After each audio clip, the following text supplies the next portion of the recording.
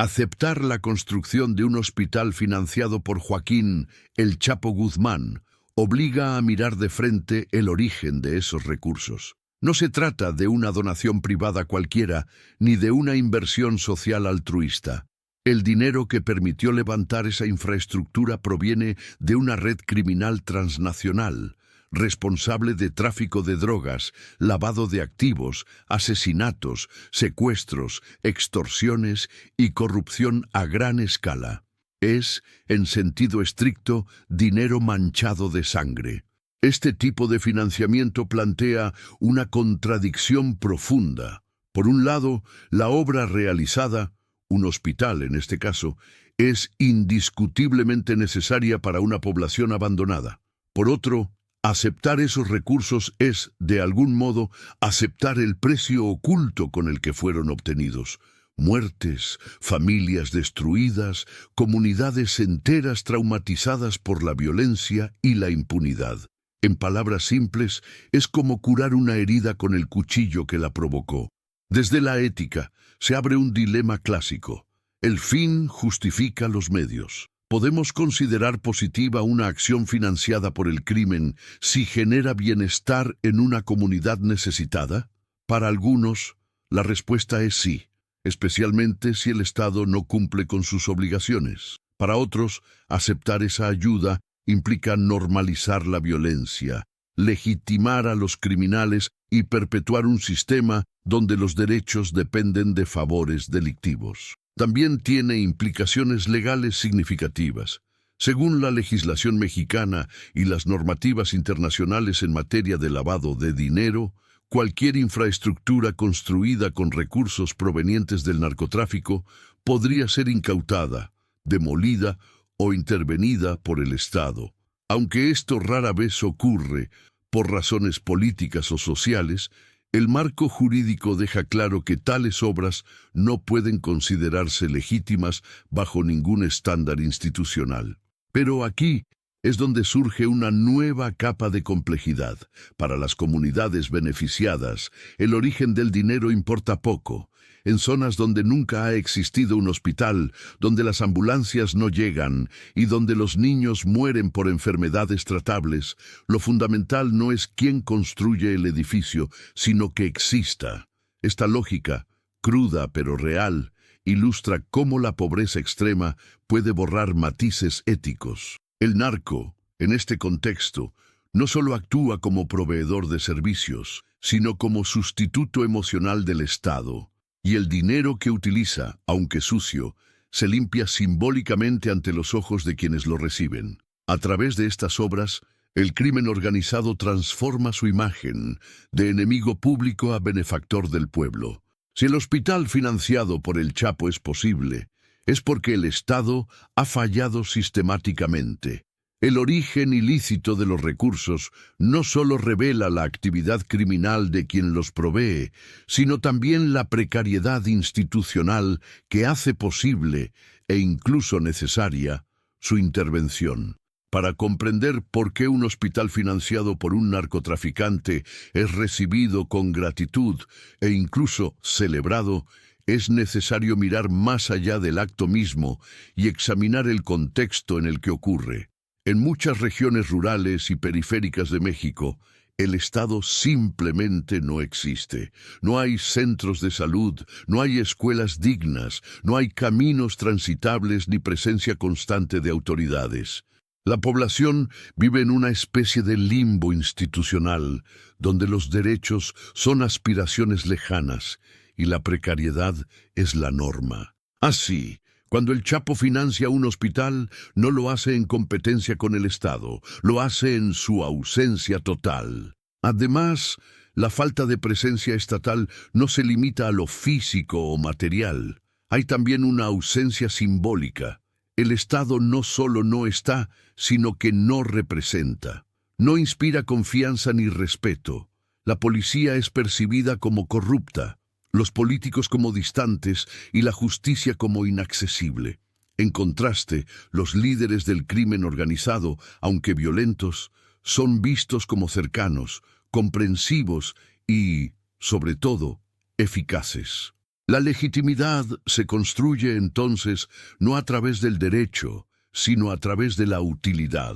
Quien resuelve problemas inmediatos, como la falta de atención médica, gana un lugar en el imaginario colectivo. Así, el hospital financiado por el Chapo no es solo una infraestructura, es también una narrativa de poder que legitima su figura ante la comunidad.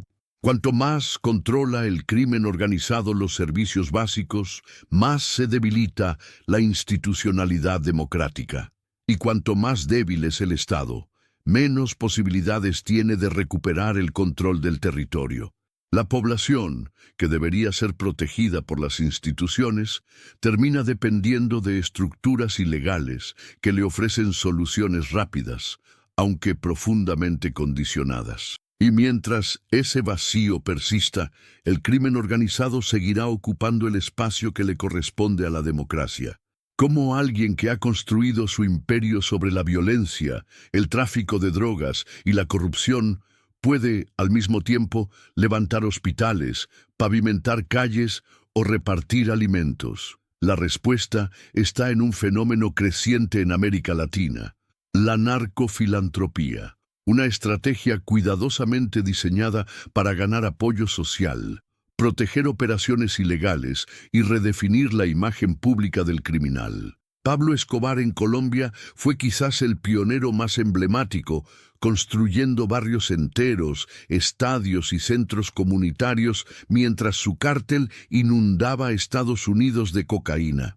En México, figuras como Nemesio Oseguera, El Mencho y otros líderes regionales han adoptado métodos similares: entregar despensas, donar ambulancias o financiar fiestas patronales. Estas acciones no son gestos aislados de buena voluntad, son maniobras de relaciones públicas del crimen organizado. La narcofilantropía cumple múltiples funciones. Primero, construye legitimidad ante una población que se siente abandonada por el Estado. Segundo, refuerza la lealtad y el silencio de la comunidad, que, al verse beneficiada, se resiste a colaborar con las autoridades. Tercero, blanquea la imagen del narco, transformándolo de villano en héroe popular. Bloco seguinte, este tipo de narrativa transforma a un criminal buscado internacionalmente en un líder comunitario. El problema es que la ayuda ofrecida no es libre ni desinteresada, tiene un precio oculto. Quien recibe estos favores queda endeudado simbólicamente, obligado a guardar silencio o incluso a colaborar cuando se le requiera. La relación deja de ser entre ciudadanos y autoridades y se convierte en un vínculo entre protegidos y patrón. Es una lógica feudal disfrazada de asistencia social. En varias regiones de México, los cárteles deciden quién puede o no postularse para cargos públicos, quién vive y quién muere, quién recibe ayuda y quién queda fuera. Así, lo que a primera vista parece caridad es en realidad manipulación, y detrás de cada obra financiada por el narco hay un cálculo frío. Cada peso invertido en la comunidad es una inversión en impunidad, silencio y control. En el corazón de este fenómeno se encuentra la comunidad, personas reales con necesidades urgentes, atrapadas entre el abandono estatal y la asistencia interesada del crimen organizado. Para ellas, la vida no se mueve en términos abstractos de legalidad o ética, sino en la lógica concreta de la supervivencia. Cuando un hospital aparece en medio de la nada, financiado por un narco, no se lo recibe con juicio moral, sino con alivio. Ante este panorama, que el Chapo o cualquier otro líder del narco financie un hospital, no se vive como una intromisión criminal, sino como una respuesta vital. En lugar de reclamar servicios al Estado, la población empieza a ver al narco como su verdadero proveedor. Esta cercanía emocional refuerza su legitimidad social, aunque sus métodos sean brutales y su fortuna provenga del sufrimiento ajeno. La misma estructura que salva vidas puede usarse para perpetuar el miedo y la obediencia. El verdadero problema está en que se les ha forzado a elegir entre el abandono y la ilegalidad. Pero también es importante reconocer que a largo plazo esta dinámica refuerza el poder del crimen organizado y perpetúa el ciclo de violencia y dependencia. Para romper con este patrón es necesario más que presencia institucional. Se requiere reconstruir la confianza, ofrecer alternativas reales y dignas, y sobre todo garantizar que ningún ciudadano tenga que elegir entre morirse esperando al Estado o ser salvado por un narco. La existencia de un hospital financiado por un narcotraficante no solo plantea dilemas morales o sociales, sino también interrogantes jurídicos complejos. ¿Qué debe hacer el Estado cuando descubre que una obra pública, útil, funcional y necesaria, ha sido construida con dinero ilícito? Puede legalizarla, administrarla, incluso celebrarla, sin contradecir su propio marco legal. Esto incluye no solo propiedades privadas o cuentas bancarias, sino también obras aparentemente benéficas como clínicas, centros comunitarios o, en este caso, un hospital. Desde una perspectiva jurídica estricta, esas estructuras forman parte del patrimonio criminal y, por tanto, no pueden ser legalizadas sin antes pasar por un proceso judicial riguroso.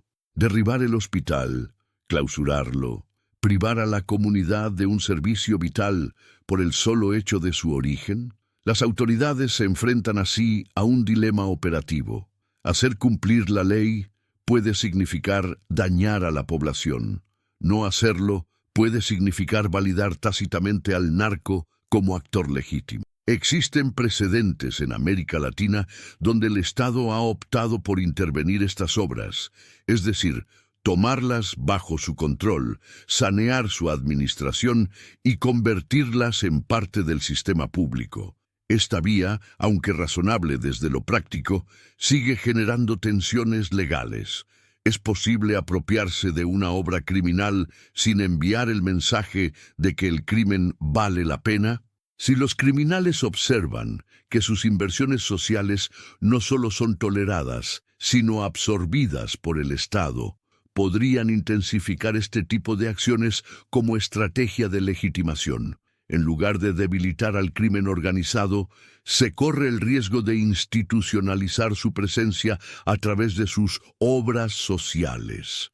Por otro lado, también existe el principio jurídico de la función social de la propiedad, que sostiene que el interés colectivo puede, en determinados casos, prevalecer sobre el origen patrimonial de un bien.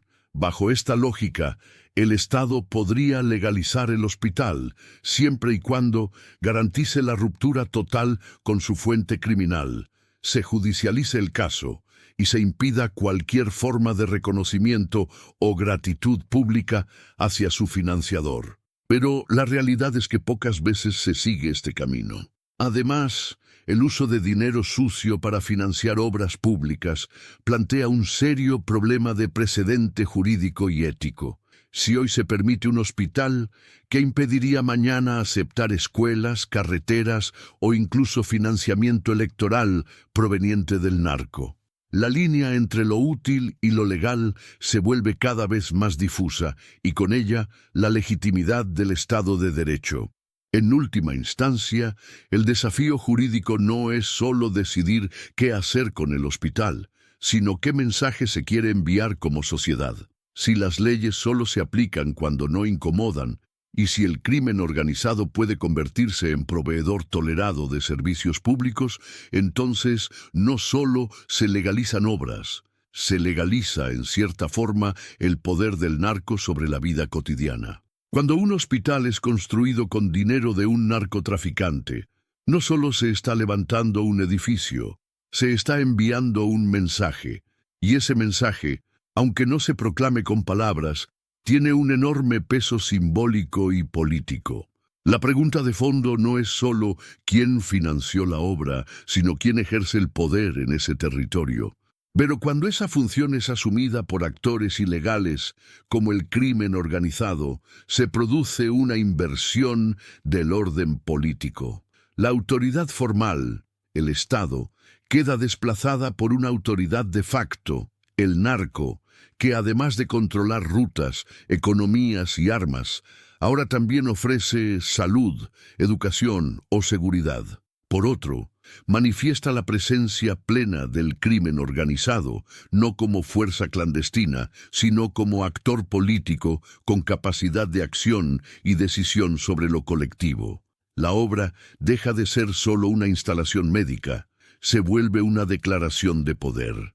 Y no solo poder económico, sino el tipo de poder que organiza la vida, el que decide qué se construye, para quién, cuándo y cómo. En este escenario, el narco deja de ser solo un criminal, se transforma en una especie de gobernador informal. Aún más, si esa obra mejora la calidad de vida de la población, entonces se instala la idea, peligrosísima, de que el crimen puede ser útil, incluso necesario. Con el tiempo, ya no sorprende que el narco decida sobre la seguridad del pueblo, que imponga horarios, que intervenga en disputas locales o que regule la entrada de funcionarios. En algunos casos, incluso el propio gobierno local, por miedo o conveniencia, termina negociando, cediendo o compartiendo espacios de poder con estos actores. La pregunta que surge entonces es inevitable. ¿Quién gobierna realmente? ¿El funcionario electo que aparece cada 4 años con promesas vacías o el líder criminal que construyó un hospital cuando más se necesitaba? Esta disyuntiva, profundamente antidemocrática, revela el fracaso de las instituciones para proteger su papel y para sostener el pacto social. Un hospital financiado por el narco en un pueblo puede convertirse en modelo para otras regiones. Otras comunidades pueden empezar a esperar soluciones del crimen y otros capos pueden ver en la inversión social una vía para consolidar su poder. Lo que comenzó como un gesto local puede convertirse en una estrategia nacional. No importa si se trata de un hospital, una cancha o una escuela, detrás de cada ladrillo hay una disputa por el poder. Y mientras el Estado no sea capaz de disputar ese poder con eficacia, presencia y justicia, seguirá cediendo terreno, no solo en los mapas, sino también en los corazones y las mentes de quienes viven en esos territorios. Su cobertura puede oscilar entre el morbo sensacionalista, el silencio complaciente o la glorificación inadvertida, moldeando la percepción social de una manera que influye directamente en el debate público y en la construcción de narrativas sobre el narcotráfico. Titulares sensacionalistas y reportajes que resaltan el nombre del capo y sus gestos de generosidad capturan la atención del público, pero muchas veces carecen de un análisis profundo sobre el origen ilícito del dinero o las implicaciones sociales y legales. Esta cobertura contribuye a crear una fascinación morbosa por la figura del narco, que termina por convertirlo en un personaje casi legendario con halo de héroe popular. Por otro lado, existe también la tendencia al silencio o la minimización. Algunos medios evitan profundizar en estos temas para no incomodar a sectores poderosos o por temor a represalias. En zonas controladas por el crimen organizado, periodistas han sufrido amenazas, censura y violencia. Esta autocensura, aunque comprensible en muchos casos, limita el acceso a información veraz y disminuye la capacidad de la sociedad para tomar decisiones informadas. Además, en ciertos contextos, la prensa termina por glorificar indirectamente al narco al enfocarse en sus logros sociales. Reportajes que muestran hospitales, escuelas o carreteras financiadas por el crimen organizado pueden transmitir el mensaje implícito de que esos líderes son más útiles que el Estado. Este enfoque, sin un análisis crítico, corre el riesgo de naturalizar la presencia del narcotráfico en la vida cotidiana y contribuir a la construcción de un imaginario donde el narco aparece como benefactor. Por otro, puede generar una ambivalencia moral en la sociedad que simultáneamente condena la violencia del narco, pero agradece sus acciones sociales. Este fenómeno dificulta la formación de una opinión pública clara y unificada que pueda presionar por soluciones efectivas. Deben mostrar que un hospital financiado por un narcotraficante no es un acto de bondad, sino una estrategia de poder con efectos profundos y contradictorios. También deben destacar el costo humano y social detrás del dinero filantrópico y denunciar las fallas del Estado que permiten estas situaciones. Sin una prensa libre y crítica, el debate público se empobrece y la narcofilantropía sigue avanzando sin obstáculos. La respuesta oficial no puede limitarse a acciones puntuales o simbólicas, sino que debe abordar las raíces profundas del problema: el abandono estructural, la corrupción endémica y la falta de presencia efectiva en territorios vulnerables. La falta de inversión, la mala administración y la dispersión de recursos han generado vacíos que el crimen organizado ha aprovechado para insertarse. Reconocer este diagnóstico es el primer paso para diseñar estrategias integrales que restituyan la soberanía estatal y el derecho de la población a una vida digna. Sin instituciones robustas, cualquier intento de recuperar espacios será efímero. Esto incluye capacitar a funcionarios, garantizar la independencia judicial y combatir la corrupción en todos los niveles. Invertir en educación, salud, infraestructura y empleo crea un tejido social resistente, capaz de rechazar la influencia del crimen organizado. No se trata solo de construir hospitales, sino de garantizar que esos servicios sean accesibles, sostenibles y gestionados por el Estado. Promover espacios de diálogo, fortalecer organizaciones civiles y apoyar iniciativas locales fomenta la corresponsabilidad y reduce la dependencia de actores ilegales. Por último, la coordinación entre distintos niveles de gobierno y con actores internacionales es esencial. El crimen organizado opera en redes transnacionales y su combate requiere una respuesta igualmente articulada y colaborativa. Además, la presión y la violencia contra funcionarios y policías generan un clima de temor que limita la acción estatal.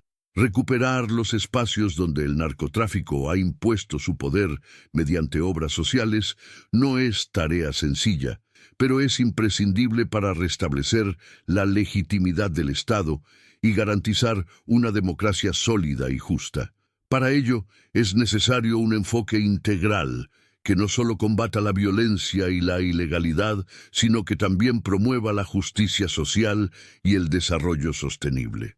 La democracia se enriquece cuando las comunidades pueden incidir en la toma de decisiones, supervisar a sus autoridades y organizarse para defender sus derechos. Impulsar mecanismos de transparencia y rendición de cuentas desde la base fortalece la confianza y reduce la vulnerabilidad ante influencias externas. Programas educativos que promuevan el pensamiento crítico, los derechos humanos y la cultura de la legalidad pueden formar generaciones menos susceptibles a la manipulación y más comprometidas con la justicia.